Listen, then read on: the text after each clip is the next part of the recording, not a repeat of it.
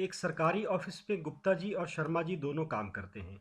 दोनों ही दोस्त कुछ दिन छुट्टी पर थे और जब ऑफिस पहुंचे तो एक दूसरे का हालचाल जाना और बातों बातों में जानने की कोशिश की कि छुट्टी पर क्यों गए थे। गुप्ता जी ने शर्मा जी से पूछा कि आप छुट्टी पर रहे, कोई विशेष कारण रहा? तो शर्मा जी ने बोला कि हाँ, उनके पिताजी की आंख की सर्जरी हुई है, इसलिए वे छुट्टी पर थे और अपने पिताजी के साथ हॉस्पिटल गए थे। उस पर उन्हें थोड़ा संतोष जताते हुए कहा। शर्मा जी कहते हैं कि हाँ, एक राहत की बात सरकारी कर्मचारियों के लिए है कि कुछ मेडिकल रिम्बर्समेंट के रूप में उन्हें मिलता है। इसके कारण थोड़ी सी राहत है, नहीं तो इस महंगाई के दौर में इलाज करवाना भी बहुत महंगा हो रहा है। इस पर गुप्ता जी ने थोड़ी सी निराशा जाहिर की कि हाँ, मेडिकल रिम्बर्समेंट का फ़ायदा तो मिलता है, परंतु जैसे कि उन्होंने भी अपने पिताजी का ऑपरेशन करवाया था आंख का, जिसमें 17,000 रुपये का खर्चा हुआ, लेकिन सिर्फ 6,500 रुपये का ही क्लेम उनका पास हुआ। इस पर शर्मा जी को थोड़ी हैरानी होती है और वो बोलते हैं कि नहीं, मुझे तो 17,000 रुपये के क्लेम पर जो उन्होंने खर्च किया था ऑपरेशन के ऊपर, उस पर 15,000 रुपये का क्लेम इनका पास हुआ है और उनको 15,000 रुपये मिला है। इस पर गुप्ता जी को बहुत झटका लगता है कि क्या ऐसा भी हो सकता है कि हम दोनों तो एक ही पोस्ट पर काम करते हैं, एक ही सरकारी ऑफिस में काम करते हैं और बीमारी भी एक ही है, तो फिर ऐसे अलग अलग क्लेम। आपको भी शायद यह सुनकर बहुत हैरानी हो रही होगी कि ऐसा कैसे हो सकता है, एक ही बीमारी पर दो एक ही ऑफिस में काम करने वाले लोगों को अलग अलग क्लेम कैसे मिल सकता है। दोस्तों, ऐसे ही ज्ञानवर्धक जानकारी लेकर के मैं आपके समक्ष आता रहूँगा और आपको बताऊंगा कि मेडिकल रिम्बर्समेंट में क्लेम करते समय आप किन किन बातों का ध्यान रखें और कैसे आपका क्लेम ज़्यादा से ज़्यादा पास हो सकता है।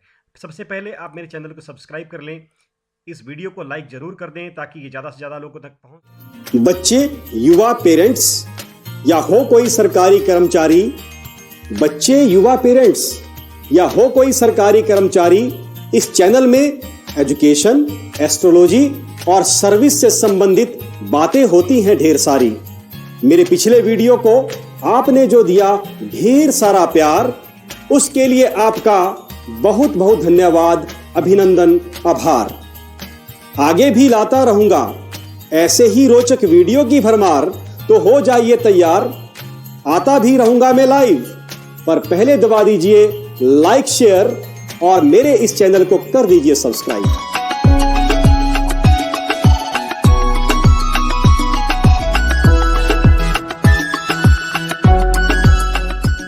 दोस्तों, मेडिकल रिम्बर्समेंट के बारे में सब कुछ जानने के लिए यह आवश्यक है कि हम यह जानें कि मेडिकल रिम्बर्समेंट क्यों दिया जाता है और किसे दिया जाता है।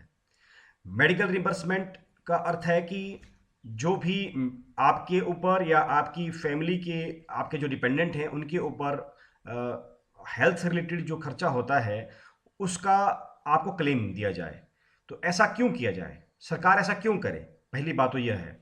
तो इस प्रश्न का आपको मैं सबसे पहले उत्तर देता हूं कि अपने देश में, अपनी स्टेट में किसी भी गवर्नमेंट का, कोई भी गवर्नमेंट हो, उसका ये सबसे पहला फर्ज है कि अपने नागरिकों को वह जो बेसिक नीड्स हैं वह इजीली अवेलेबल करवाएं। भले ही वह नागरिक एक उच्च परिवार से संबंध रखता हो या मध्यम वर्गीय परिवार से संबंध रखता हो या गरीब परिवार से संबंध रखता हो, सबके लिए करवाए। क्यों करवाए? क्योंकि हम लोग गवर्नमेंट को टैक्स देते हैं। अब आप कहेंगे कि टैक्स देते हैं तो वो मेडिकल के ऊपर क्यों करवाए? देखिए, जब पुराना समय था तो उस समय जो राज्य होते थे, स्टेट्स होती थी या आप कंट्री कह लें, वो होती थी, तो वो उसमें जो शासन होता था, गवर्नमेंट होती थी, वो डिक्टेटरशिप होती थी, राजा होते थे, तो इस तरह की वो उनकी अपनी मर्जी चलती थी। लेकिन जब से ये डेमोक्रेटिक सेटअप गवर्नमेंट का आया है, तब से एक जो धारणा बदली है गवर्नमेंट की, वो इस तरह से बदली है कि गवर्नमेंट एक वेलफेयर स्टेट होगी, एक कल्याणकारी राज्य होगी, जिसमें गवर्नमेंट के मुख्य जो फर्ज होंगे वो लोगों को बेसिक नीड्स इजीली अवेलेबल करवाना होगा, जिसमें से हेल्थ भी एक है, एजुकेशन है या अनाज है या भोजन है। ये चीज़ें गवर्नमेंट की रिस्पॉन्सिबिलिटी है कि वो अपने नागरिकों को इजीली अवेलेबल करवाए। जो लोग इसको नहीं हासिल कर पाते हैं, उनकी क्षमता नहीं है, जो बहुत गरीब लोग हैं, उनको भी अवेलेबल करवाए। इसीलिए सरकार बहुत सारी योजनाएं लेकर के आती हैं जो कि सरकार की जिम्मेवारी है। जैसे आज की डेट में आयुष्मान भारत योजना चल रही है पूरे भारतवर्ष में, तो सरकार की जिम्मेवारी है और सरकार अपनी जिम्मेवारी को बखूबी निभा रही है। वैसे ही अलग अलग सरकारों के समय में अलग अलग योजनाएं लाई जाती हैं, वह सभी नागरिकों के वेलफेयर के लिए लाई जाती हैं ताकि सभी लोगों को इसका लाभ मिल सके। क्योंकि जब लोग एजुकेटेड होंगे, जब लोग हेल्दी होंगे, तभी अपने देश की डेवलपमेंट में वह अपनी 100% भागीदारी दे सकते हैं। इसलिए सरकार की यह जिम्मेदारी बनती है। दूसरी बात, अब बात करते हैं एम्प्लॉयज़ की। एम्प्लॉयज़ गवर्नमेंट के तो वो कर्मचारी हैं, गवर्नमेंट उनसे अपना काम ले रही है। जो गवर्नमेंट का शासन चल रहा है, जो गवर्नमेंट के रोज़मर्रा के काम हैं, वो अपने कर्मचारियों के माध्यम से ले रही है। तो वहाँ पर गवर्नमेंट की रिस्पॉन्सिबिलिटी और ज़्यादा बढ़ जाती है। तो इसीलिए ही वेलफेयर स्टेट में ऐसे रूल्स एंड रेगुलेशंस फ्रेम किए जाते हैं कि कोई भी, चाहे गवर्नमेंट सेक्टर में की बात करें, चाहे प्राइवेट सेक्टर की बात करें, तो उनको वो रूल्स फॉलो करने पड़ते हैं जिसमें जो उनके डिपेंडेंट होते हैं, जैसे हम कहते हैं कि मिनिमम लेबर दी जाती है, तो मिनिमम उस लेबर से कम लेबर नहीं दी जा सकती। वैसे ही रूल्स होते हैं कि जो उनका कर्मचारी है, एम्प्लॉय है, उसको या उसके डिपेंडेंट का जो मेडिकल एक्सपेंसेस है वह गवर्नमेंट उठाएगी, या कोई कंपनी है, कंपनी का कोई एम्प्लॉय है तो कंपनी बियर उसको करेगी। इसके लिए जो गवर्नमेंट रूल्स बनाती है। और प्राइवेट कंपनीज में भी ये मेडिकल एक्सपेंसेस मिलते हैं। उसमें कंपनीज अपने हिसाब से किसी हेल्थ इंश्योरेंस कंपनी से टाई अप कर लेती है, उनके हॉस्पिटल पैनल्ड होते हैं, वहां से क्लेम कर लेती है और उनका पैसा वो कंपनीज देती हैं। वैसे ही गवर्नमेंट का भी ये जिम्मेवारी है और गवर्नमेंट भी अपने एम्प्लॉयज को वो पैसा देती है। इसलिए अलग अलग स्तर पर अलग अलग लोगों को मेडिकल फैसिलिटी देने के लिए अलग अलग स्कीम्स होती हैं। जैसे कि मैंने बताया कि एक आम आदमी के लिए आयुष्मान भारत योजना है, लेकिन एक गवर्नमेंट एम्प्लॉय है तो उसके लिए एक मेडिकल रिम्बर्समेंट पॉलिसी होती है, जो कि स्टेट गवर्नमेंट की अलग अलग होती है। हर एक प्रदेश में अलग अलग हो सकती है, लेकिन एक नेशनल लेवल पे भी पॉलिसी होती है। तो उसी तरह से अलग अलग पॉलिसीज में एक सेंट्रल गवर्नमेंट हेल्थ स्कीम है, या आपके स्टेट की हेल्थ इंश्योरेंस स्कीम है अपने एम्प्लॉयज की, तो उसके तहत वह क्लेम दिया जाता है। अब क्लेम किसको दिया जाए, कैसे दिया जाए, तो इस प्रश्न का जवाब मैं आपको देता हूं कि जो एम्प्लॉयज हैं उनके पास दो ऑप्शंस होती हैं। जैसे ही किसी एम्प्लॉयज की रिक्रूटमेंट होती है, वो ज्वाइन करता है रेगुलर सर्विसेज में गवर्नमेंट में, चाहे सेंट्रल गवर्नमेंट में चाहे स्टेट गवर्नमेंट में, उसके पास दो ऑप्शंस रहती हैं। पहली ऑप्शन होती है कि वो अपने मेडिकल फैसिलिटी को, मेडिकल अलाउंस को ओपन रखे या फिक्स रखे। अब ये ओपन और फिक्स क्या होता है, सबसे पहले इसको जान लेते हैं। मेडिकल अलाउंस ओपन रखने का अभिप्राय यह है कि जितना भी उस कर्मचारी के हेल्थ के ऊपर या उसके डिपेंडेंट की हेल्थ के ऊपर खर्चा होगा, वो उसके अकॉर्डिंगली इसको क्लेम मिलता रहेगा। जितना खर्चा होता रहेगा, किसी महीने खर्चा हो भी सकता है, किसी महीने खर्चा ना भी हो सकता है। जब भी खर्चा होगा तब उसको उसका क्लेम मिलेगा एज पर नॉर्म्स। लेकिन उसको मेडिकल अलाउंस नहीं मिलेगा जो मंथली सैलरी के साथ मिलता है। वह सेंट्रल गवर्नमेंट के एम्प्लॉय के लिए अलग हो सकता है, स्टेट गवर्नमेंट के एम्प्लॉय के लिए अलग हो सकता है। ये अलाउंस गवर्नमेंट हर एक स्टेट में अलग अलग होता है। किसी स्टेट में परसेंटेज में मिलता है, किसी में फिक्स्ड रेट्स पे मिलता है। जैसे हिमाचल प्रदेश की बात करें तो यहाँ पर 500 रुपये मिलता है, और पंजाब में कुछ और हो सकता है, हरियाणा में कुछ और हो सकता है। तो इसी तरह से ये मेडिकल अलाउंस जो है वो उसको व्यक्ति को नहीं मिलेगा जो अपना ऑप्शन ओपन रखता है। और फिक्स जो अपनी ऑप्शन रखता है उसको वह मेडिकल अलाउंस मिलेगा, हर महीने सैलरी के साथ उतना एक फिक्स्ड अमाउंट उसको मिलता रहेगा। लेकिन उसको ओपीडी में जो आप उसके डिपेंडेंट का या उसका खर्चा होता है, जैसे कोई बीमारी, सर्दी जुकाम हो गया, डॉक्टर के पास गए, 200 रुपए की दवाई आ गई, तो वो उसको पैसे नहीं मिलेंगे। उसको कौन से पैसे मिलेंगे? जिसका फिक्स होगा उसको मिलेंगे अगर कोई व्यक्ति क्रिटिकल इलनेस में जाता है और उसको हॉस्पिटलाइज करना पड़ता है, उसको या उसके डिपेंडेंट को। तो उसके कंडीशन में जब वह इंडोर हो जाएगा पेशेंट, उस कंडीशन में जो खर्चा होगा वो उसको मिलेगा ऑनली। लेकिन जो ओपीडी का खर्चा रहेगा, ओपन खर्चा रहेगा डे टू डे लाइफ का, वो नहीं मिलेगा। उसके बदले में उसको फिक्स्ड अमाउंट उसको हर महीने सैलरी में दिया जाता है। तो आप अपने सर्कमस्टांसिस के अकॉर्डिंग अपने मेडिकल अलाउंस को ओपन या फिक्स रख सकते हैं। और ये फैसिलिटी एक ही बार मिलती है जब आप जॉब शुरू करते हैं, या बीच में जब गवर्नमेंट नोटिफिकेशन निकालती है कि अब जो है कोई कर्मचारी अपने इसको शिफ्ट कर सकता है अपने ऑप्शन को। ऐसी बीच बीच में ऑप्शंस आती रहती हैं और उस समय भी आप उसको अपने शिफ्ट कर सकते हैं।